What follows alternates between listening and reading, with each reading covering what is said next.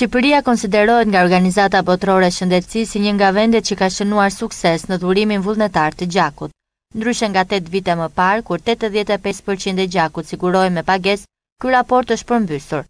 85% e gjakut tashmë sigurohet vullnetarisht dhe vetëm 15% me pagesë. Pavarësisht treguesve pozitiv, specialistët e shëndetësisë thonë se në periudhë vere numri dhuruesve bie.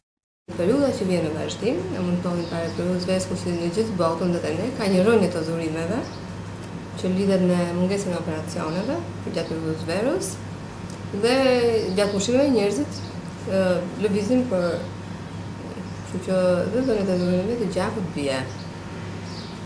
Ne që ndodhemi para këtij sezoni nuk është se shtohen nevojat, dhe rënja e dhurimeve bën që të jenë përsëri nevoja që kanë pacientët kronik, që janë pacientë me kronik me çmime të gjakut, të sëmurë që bëjnë kimoterapi me kancer, për sëmurë të dializës dhe kështu me radhë. Plus që kemi shtim të aksidenteve për shkak të lëvizjeve të shumta të popullsisë gjatë periudhës së verës.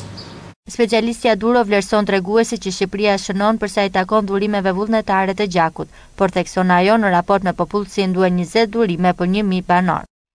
Aktualisht ne jemi në rreth 9 dhurime për 1000 banor, 8.7 dhurime për 1000 banor, kështu që kuptohet që ka koma për të bërë në të drejtim me gjithë rezultatet pozitive që janë arritur.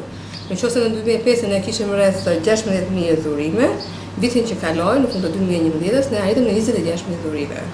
Ne ndodhëm një rritje dhe jo vetëm në sasi, por dhe në cilësi. Dhuruesit vullnetar në 2005 bënin rreth 4.5%, ndërsa sot ato janë rreth 25%. Domethënë të gjithë këto shifra tregojnë për një rritje të dhurimeve në total, rritje të dhurimeve vullnetare dhe ndryshimin e strukturës së dhuruesve.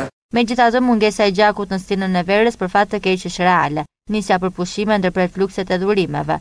Dhurimi i dhuruesve të zakonshëm nuk është i mjaftueshëm për të përmbushur nevojat e spitaleve, duke shkaktuar kështu probleme serioze për të sëmurët. Për këtë arsye nevojitet ndihma. Të sëmurët me talasemi janë personat që e vuajnë më shumë se çdo kategori tjetër mungesën e gjakut.